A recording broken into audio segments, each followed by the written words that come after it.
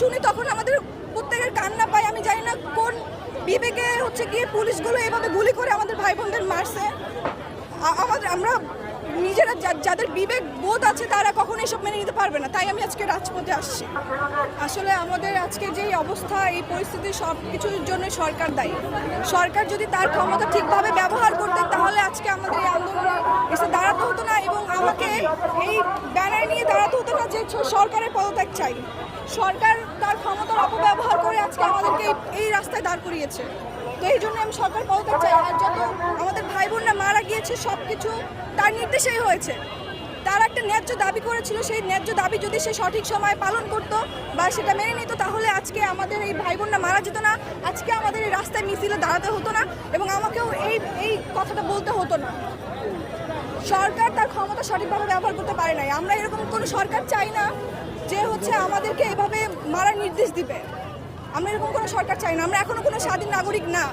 স্বাধীনতা এসেছিল 1971 সালে, সেটা শুধু শেখ পরিবারের জন্য, আমাদের জন্য না। আমরা এখনো বাক স্বাধীনতা পাইনি, আমরা এখনো সঠিকভাবে কথা বলতে পারি না।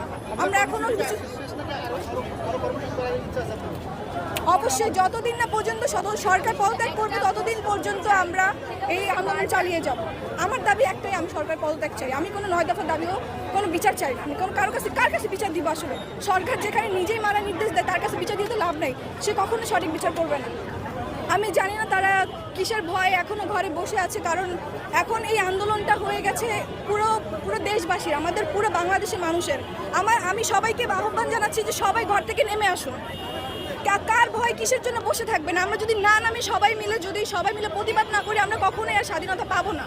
আমরা কখনোই আর বাক স্বাধীনতা পাবো না। আমরা কখনো এই দেশে সঠিকভাবে বাঁচতে পারবো না। কোন ভয় কিসের ভয় বসে আছে আমি জানি না।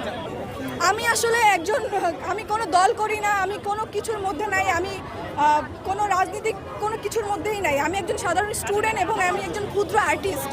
আমি যেটাকে অন্যায় মনে করি সেই অন্যায় প্রতিবাদ করতে আসছি। আমি কোনো দলের পক্ষ নিয়ে কথা বলতে আসি নাই।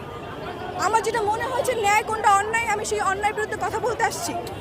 আসলে যা দেখতেছি আমরা সেভাবে ঘরে বসে থাকা যায় না।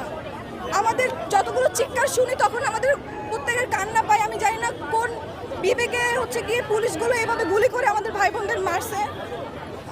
আমরা নিজেরা যাদের বিবেক বোধ আছে তারা কখনো এসব মেনে নিতে পারবে না। তাই আমি আজকে রাজপথে আসছি।